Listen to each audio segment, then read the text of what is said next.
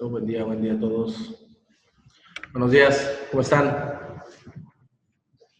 ¿Todo bien? Buenos días. Okay. Todo bien. Excelente. Bueno, vamos a empezar con su tema número 10, que es acerca de la respiración y la ventilación. Igual, si tienen alguna duda, pues vamos a irlas tratando de aclarar conforme va pasando el tema. El tema es algo amplio, extenso más que nada. Entonces, también es importante que vaya, no quedarnos con alguna duda, ¿sale? Empezamos.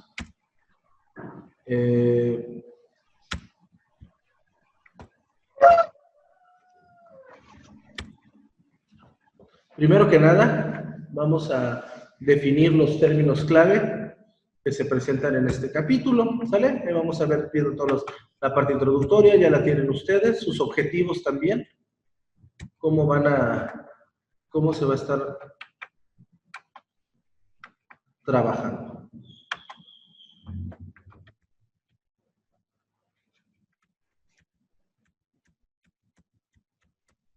Primero que nada, bueno, vamos a ver lo que es la fisiología y fisiopatología de la mecánica respiratoria. Para empezar, vamos a ver lo que es la ventilación, que no es otra cosa más que el ingreso y el egreso del aire. La entrada y la salida del aire, cómo va a estar haciéndolo, comienza por la nariz, como lo vimos o lo vieron en su clase de sistema respiratorio, que tenemos una vía aérea superior, una vía inferior. Entonces, bueno, va a estar el ingreso y el egreso del aire, pues es ventilación, que es o bien en este caso la provisión de ventilación en el salvamento, ya sea por presión positiva, ¿sale? Entonces, que quede claro que en ventilación es el ingreso y el egreso del aire, ya sea inhalación o exhalación, nada más. Entrada y salida de aire al cuerpo. Esa es una ventilación. La ventilación alveolar, que es el volumen de aire que llega a los alveolos. Una cosa es la cantidad de aire que va a estar entrando al organismo por la ventilación y otra muy diferente, el volumen de aire que va a estar llegando ya directamente a los alveolos, como lo veíamos, que el alveolo pues, es la unidad fundamental del sistema respiratorio. El volumen corriente normal es de 500 mililitros. Si lo multiplicamos por las 16 respiraciones, que es un estándar de 16 respiraciones, recuerden que tenemos el manual marca de 12 a 20 respiraciones por minuto. Entonces, para sacar un estándar serían las 16 más respiraciones. Entonces, hace una ligera cuenta de 500, lo multiplicamos por 16, dándonos un total de 8,000 litros, de 8,000 milímetros, ¿no? Entonces, van a ser, eso es un volumen de aire corriente normal. Sin embargo, el que va a llegar al nivel alveolar es menor, ¿sale? En la parte de abajo viene lo que es una ventilación alveolar normal. Si nótese que el primer volumen corriente normal es de 500 mililitros. En la ventilación alveolar normal baja a 350 mililitros, ¿vale? Que serían los 500, los 150 es una constante de la ventilación alveolar y se van a multiplicar por las 16 respiraciones por minuto. Entonces, 350 por 16 respiraciones por minuto van a ser 5,600. ¿Vale? Entonces, nótese que del primer volumen de corriente normal de 8,000 disminuye a 5,600. Ahora, en una crisis asmática, el volumen de aire corriente baja totalmente. De ser 500 va a bajar hasta 300. Si esto lo multiplicamos por la constante de las 16 respiraciones por minuto, nos van a dar 4,800. O sea, hace casi la mitad del volumen normal de volumen corriente. Asimismo, en la crisis asmática, en la ventilación alveolar, baja de 5,600 a 2,400. Entonces, es por ello que los pacientes con una crisis asmática van a presentar esa situación de me falta el aire, no puedo respirar, y podemos empezar a ver algunos signos y síntomas de hipoxia dentro del organismo. ¿Vale? Entonces, chéquense estos números, chéquense bien cómo van haciendo las cuentas para poder sacar los totales. En su figura siguiente pueden observar el espacio muerto en las regiones de la vía aérea distintas en los alvéolos. Lo morado, lo que está moradito por ahí, es su tejido pulmonar, es todo lo que es el pulmón. El espacio azulito, así como que entre moradito y azul, es un espacio muerto, que es donde se encuentra la tráquea y los bronquios, los bronquios. ¿Se acuerdan que en sus clases antepasadas hablábamos que pues, la tráquea está constituida por unos anillos cartilaginosos que la rodean y la protegen, y esta, llegando al punto medio, que es la carina, se van a dividir hacia las dos partes, pulmón izquierdo, pulmón derecho, ¿vale? Que esos van a ser nuestros espacios muertos. Y al final, el colorcito así como que entre grisecito, cafecito, cremita, por ahí el color que les aparezca en su pantalla, van a ser los alvéolos, que les vuelvo a repetir, el alvéolo es la unidad funcional del sistema respiratorio y es donde se lleva a cabo el intercambio de gases. En esa puntita, hasta esa puntita, al final, no sé si recuerden por ahí que les decíamos que se asemeja como un arbolito de brócoli, así hasta el final están las bolitas del alvéolo. Ahí esas serían las bolitas esas, es donde se lleva el intercambio gaseoso, hasta adentro, así es donde llega toda la sangre con dióxido de carbono y se hace todo ese proceso bioquímico. Ahora, en la difusión, el concepto de difusión es el proceso mediante el cual las moléculas se desplazan de un área de alta concentración a una de baja. El movimiento que van a estar haciendo las moléculas, ¿sale? Dentro del área, ya sea de donde hay más concentración a donde hay menos.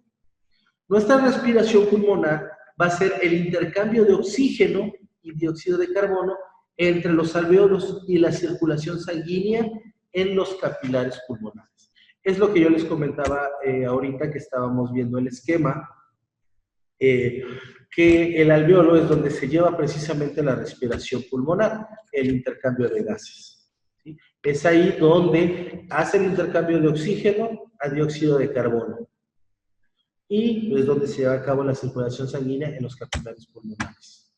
Tenemos otra que es la respiración interna, y es donde el intercambio de oxígeno y dióxido de carbono es entre las células y la circulación sanguínea.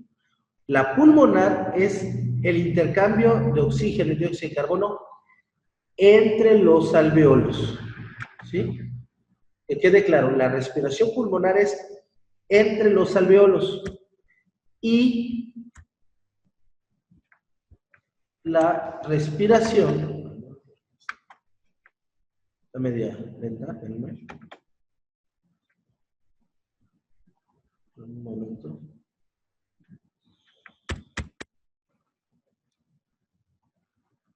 Y el otro tipo de respiración, que lo veíamos hace un momento, es que se lleva a cabo entre las células. Ok, que es la respiración interna. Una se lleva a cabo en los alvéolos y la otra se lleva a cabo entre las células. ¿Alguna duda hasta aquí? ¿No? Ok. Entonces seguimos. El proceso de respiración pulmonar celular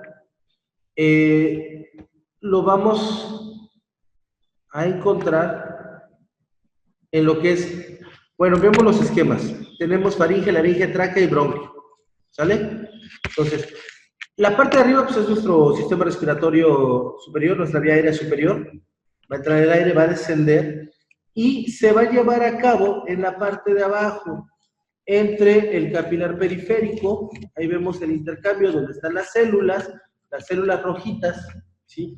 Van a estar entrando en contacto directo con los alvéolos y van a poder estar haciendo el intercambio gaseoso, ¿vale?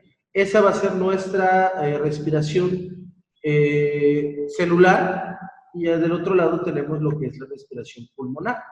Una es donde se lleva a intercambio los alvéolos directamente, como lo vemos, y el otro es en la célula, a través de las células. Nótese que en el otro esquema, en el otro circulito, vemos cómo se están intercambiando dentro ya directamente de las células. ¿Sale?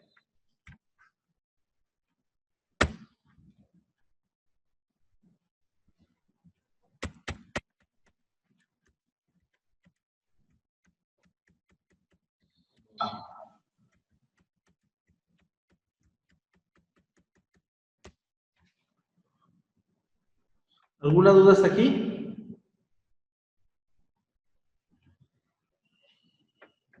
¿No? ¿Todo bien? Ok. Ahora vamos a ver lo que es el compromiso de la mecánica respiratoria, que puede ser por distintos factores. Puede ser por trauma, como lo veíamos en una clase anterior. Puede ser por trauma, o bien puede ser por alguna situación médica, alguna situación patológica. Podemos encontrarnos pacientes apuñalados en tórax, paciente que pierde el control nervioso de la respiración, paciente que sufre heridas dolorosas en la pared del tórax, o paciente con problemas en la vía aérea como broncoconstricción.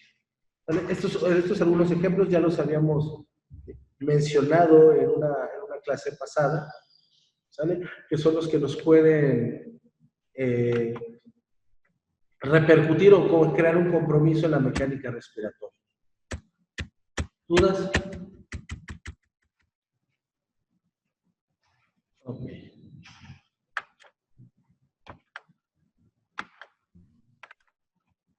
Entre la interrupción del intercambio de gases, bueno, que no es otra cosa más que las concentraciones bajas del oxígeno en el aire ambiental, como los rescates en un espacio confinado o problemas de difusión. Lugares muy encerrados, por ejemplo, pozos, cisternas, tubos, pues hay bajas concentraciones de oxígeno. Por lo tanto, pues el intercambio de gases resulta un poquito más complicado, ¿sí? Y hay problemas de difusión. En los problemas circulatorios puede influir la sangre insuficiente en un choque hipovolémico donde hay una hemorragia no controlada, pues la sangre suele ser insuficiente, o problemas de la hemoglobina, alguna enfermedad, alguna situación patológica en la cual el cuerpo presente bajos niveles de hemoglobina. Como concepto de hipoxia, bueno, pues, no sé si por ahí ya les hayan encargado, y si no se los han encargado, se los encargo yo. Hay que vayan por ahí investigando las etimologías griegas, latinas, grecolatinas, prefijos y sufijos. Por ejemplo, ¿qué significa hipo, hiper, oxia, taqui, bradi, a, todos ese tipo de sufijos, prefijos de etimologías griegas y latinas o grecolatinas, les va a servir para que puedan ir más o menos ubicando lo que son las terminologías médicas que posteriormente pues van a estar ocupando, ¿no? Por ejemplo, hipoxia, bueno, pues hipoxia es una palabra compuesta, ¿sí? De dos palabras, ¿no? Hipo y oxia, oxígeno insuficiente en los tejidos corporales o baja concentración de oxígeno, que comprometen la función normal de la respiración. La hipercapnia también es una palabra compuesta de dos hiperes, arriba, altos, y capnia, dióxido de carbono, y es concentraciones altas de dióxido de carbono, y se tolera más tiempo en comparación con la hipoxia. ¿Vale? La hipoxia no es tan tolerante como en el caso de la hipercapnia. ¿Sí? El impulso respiratorio depende de la acumulación del dióxido de carbono en cuanto a lo que es la hipercapnia. Y el sistema nervioso simpático incrementa la frecuencia cardíaca y produce la constricción de los vasos sanguíneos. Tenemos lo que es la dificultad respiratoria.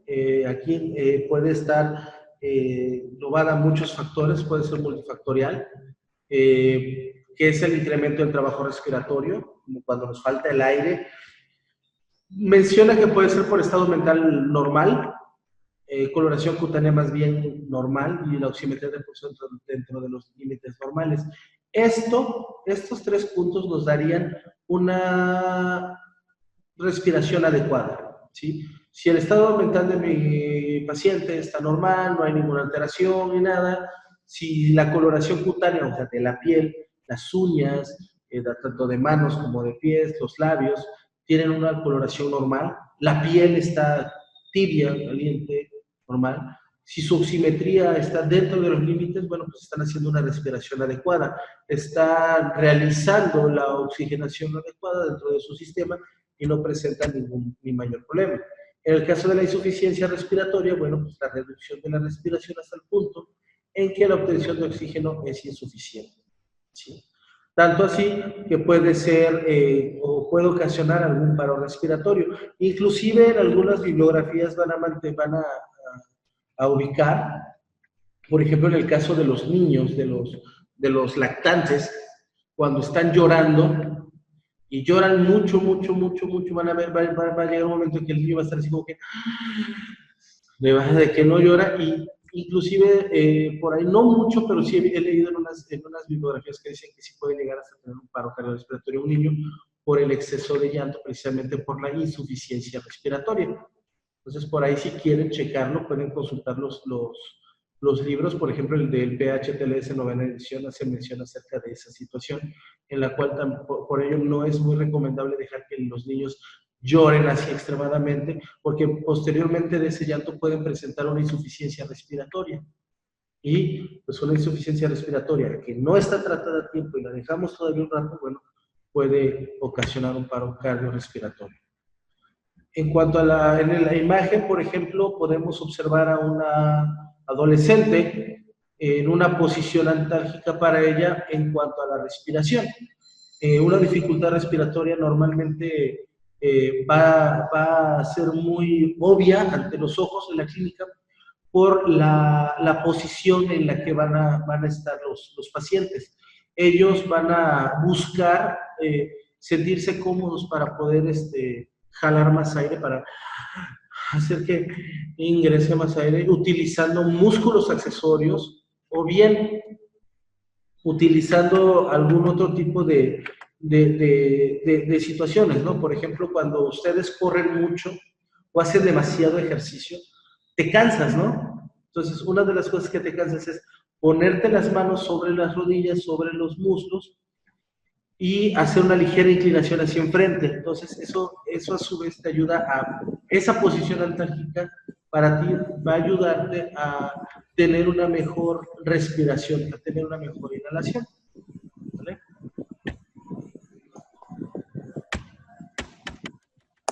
¿Alguna duda hasta aquí?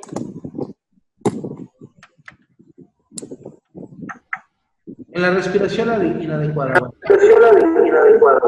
La frecuencia respiratoria o la profundidad de la respiración se encuentran fuera de los valores normales. ¿Cuál es? Bueno, ya hablábamos hace un momento, la frecuencia respiratoria normal puede oscilar entre los 12 y los 20. Entonces, una respiración inadecuada puede darte más de 20, mucho más de 20 o menos de 12, ¿sale? Al igual la profundidad. Puede haber profundidades muy exageradas donde el paciente está respirando de una manera profunda o bien de una manera muy, muy superficial, que sería haciendo respiraciones inadecuadas. Aquí era lo que les comentaba hace un momento, los rangos o frecuencias normales de los pacientes oscilan de los 12 a 20 por minuto, en los niños de 15 a 30 por minuto, depende también, acuérdense que al principio veíamos algún cuadro de signos vitales normales de recién nacidos, lactantes, pediátricos, niños, adolescentes, y cada uno de ellos iba variando. Acuérdense que entre más pequeño es el niño, el lactante, sus frecuencias pueden ser más altas, tanto respiratorias como cardíacas. ¿Sí? Lo maneja ahí entre el lactante y neonato, que es de 25 a 50. La calidad, bueno, los ruidos respiratorios presentes si son simétricos. Al momento que ocultamos los campos pulmonares, bueno, van a estar presentándose con oxigenaciones. Ok.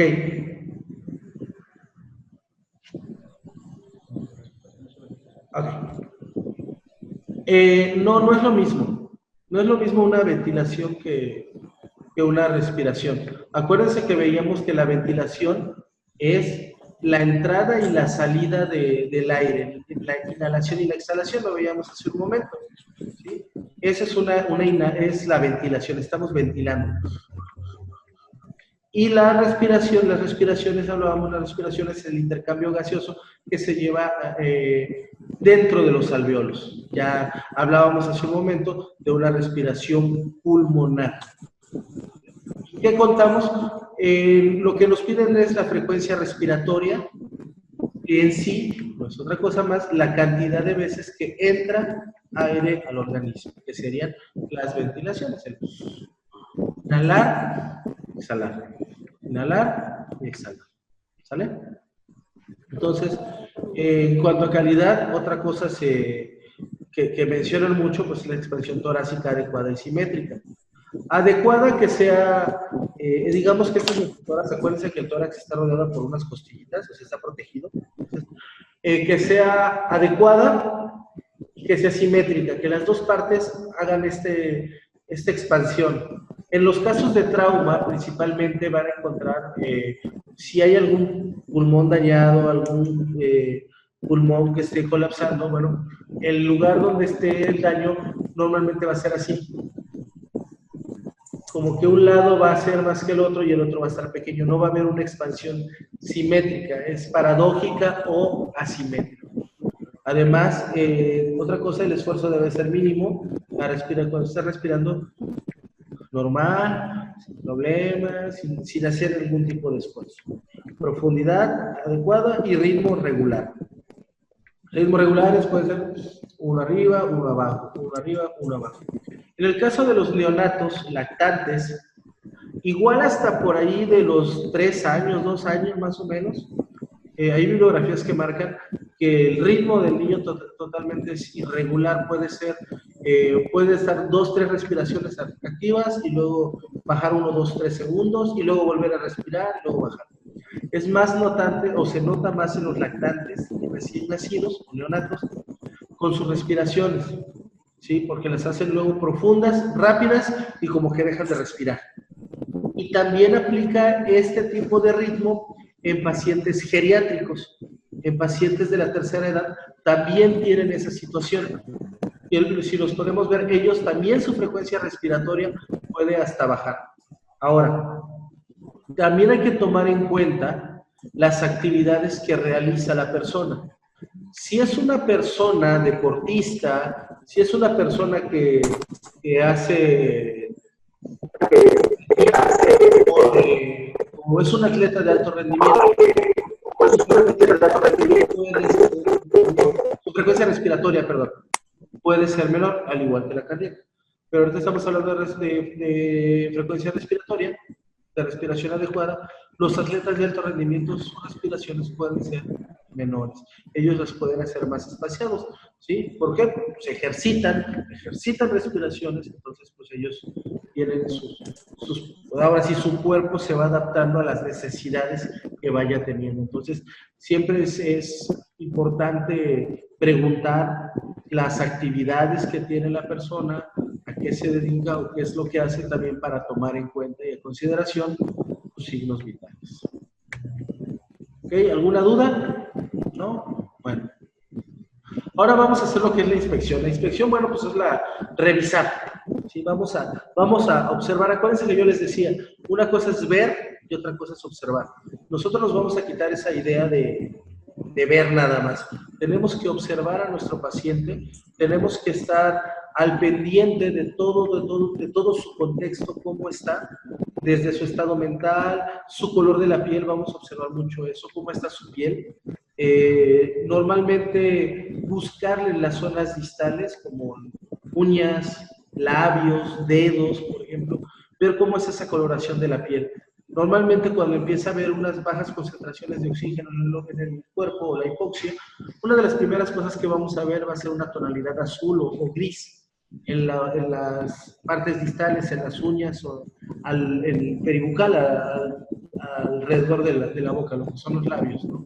Entonces, tenemos que ser muy observadores en eso, hacer una exploración rápida, una observación rápida de mi paciente y revisarle esas situaciones, ¿no? Y más si ya estamos viendo que tiene algún problema respiratorio.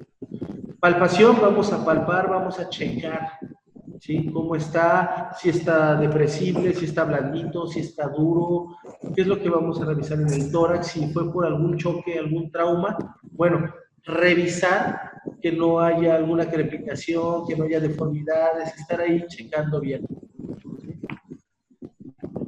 Okay. El color azulado grisáceo se da precisamente por la falta de oxígeno.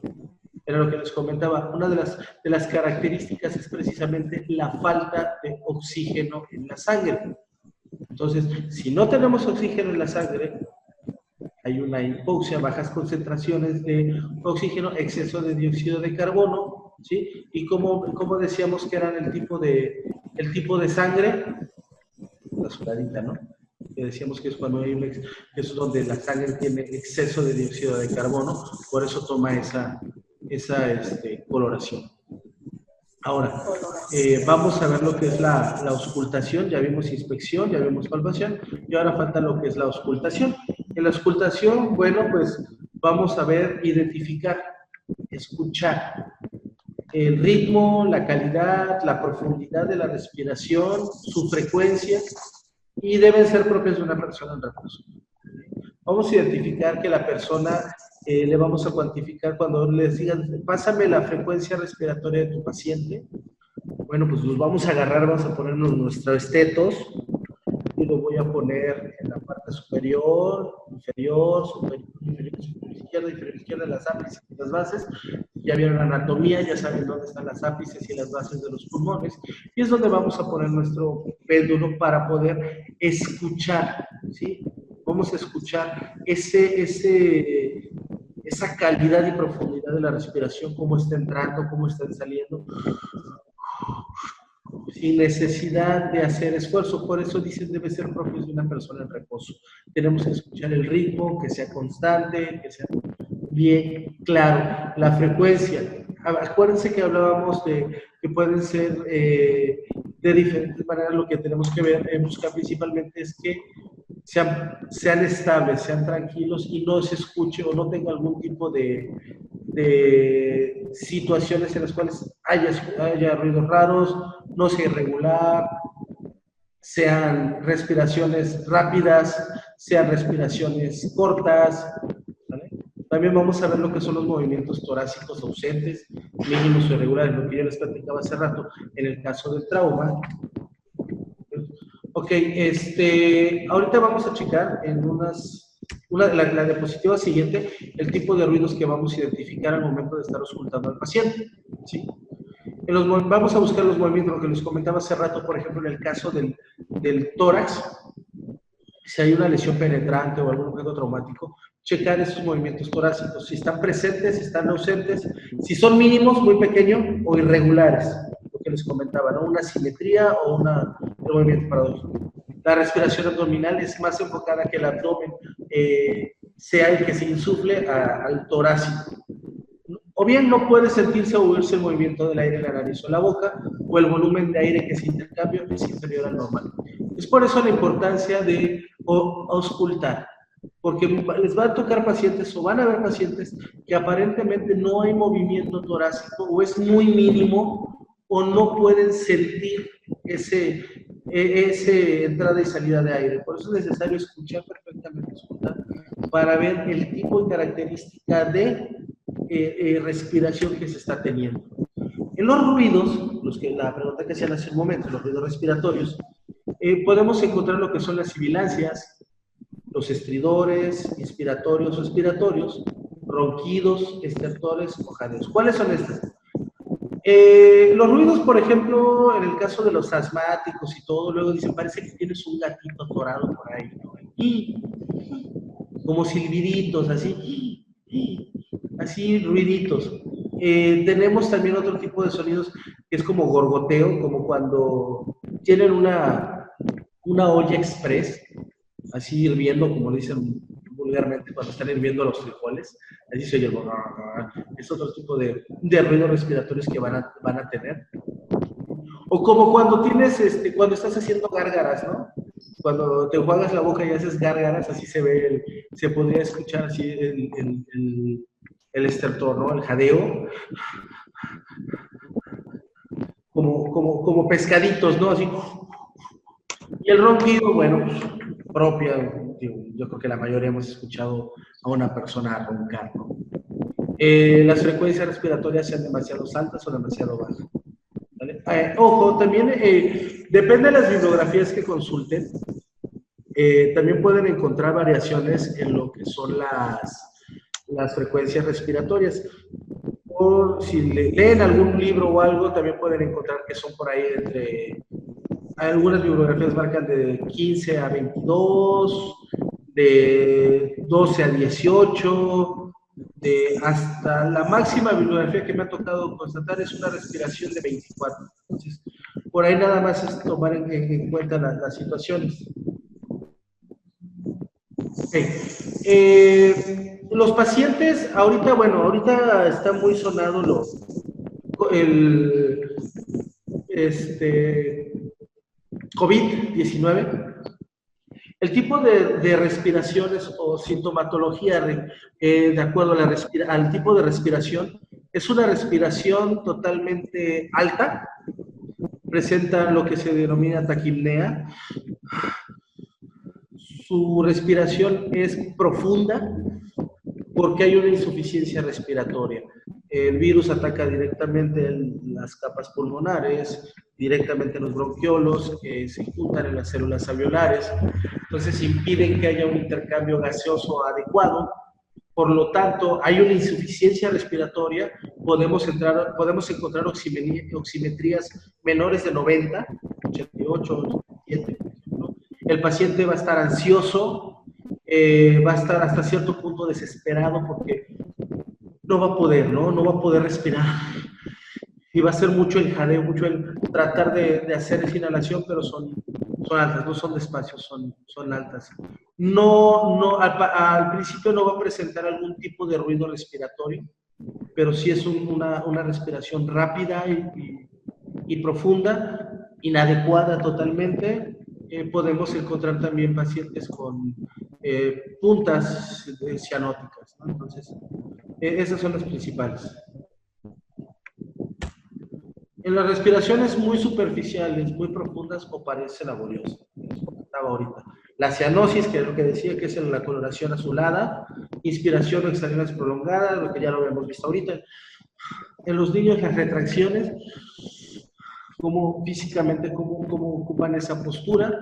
Puede existir el aleteo natal, que le llaman esto, como que las fosas nasales se abren y se cierran porque están haciendo demasiado esfuerzo. Esto principalmente lo presentan en neonatos, lactantes y niños. En adultos casi no es muy común ver esta situación, más que en ellos, cuando hay un esfuerzo por compensar esa situación. Y la oximetría de pulso pues es menor a los 94%. Bueno, veíamos lo que es la hipoxia hace un momento, que eran las bajas concentraciones de oxígeno en la sangre. Entonces, dice, provisión de oxígeno insuficiente a los tejidos corporales. Okay. Por ahí preguntan, ¿qué es oximetría? Bueno, la oximetría es la cantidad de oxígeno que hay dentro de las células sanguíneas, dentro de la sangre. Y bueno, no hay células sanguíneas, ¿verdad? Porque la sangre está compuesta por diferentes células, ya sea glóbulos blancos, glóbulos rojos, plaquetas, etc. Entonces, bueno, la oximetría. Acuérdense que, si no mal recuerdo, esto se los comenté cuando se vio lo de sangre, la constitución de la sangre, que había espacios intersticiales donde había líquidos y, por supuesto, donde estaba el oxígeno. Lo vimos, de hecho, los diagramas que había acerca de lo que era la vena, la arteria, el tipo de sangre que tenía la arteria y el tipo de sangre que tenía la vena, ¿sí? Pues ahí se les mencionó lo que era la oximetría, que es la cantidad de oxígeno que hay en la sangre. Lo que hacen los oxímetros, pues, es medir mediante el infrarrojo, bueno, esa cantidad de oxígeno disuelto por ahí en la sangre.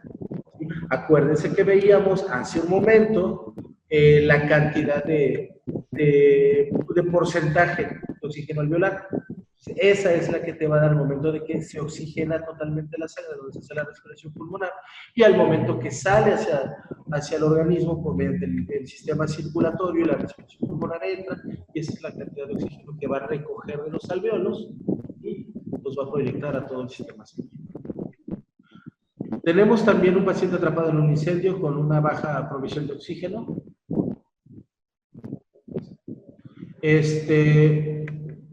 Por ejemplo, ¿dónde los podemos encontrar? Podemos encontrarlos en pacientes atrapados en incendios, pacientes con enfisema, pacientes que consumen una sobredosis de sustancia, ya sea alcohol, drogas, etcétera, y un paciente que sufre un infarto cardíaco, aparte de algunas otras tipos de patologías. Por ejemplo, podemos tener POX, podemos tener neumonías, podemos tener bronquitis, tenemos muchas también patologías. La hipoxia se puede dar, ¿sale? Bueno, de mi parte es todo. Nos vemos ahorita en aproximadamente unos 15 minutitos. Váyanse a echar una botana o algo y ahorita nos vemos. ¿Vale? Cualquier duda vayan a escribir.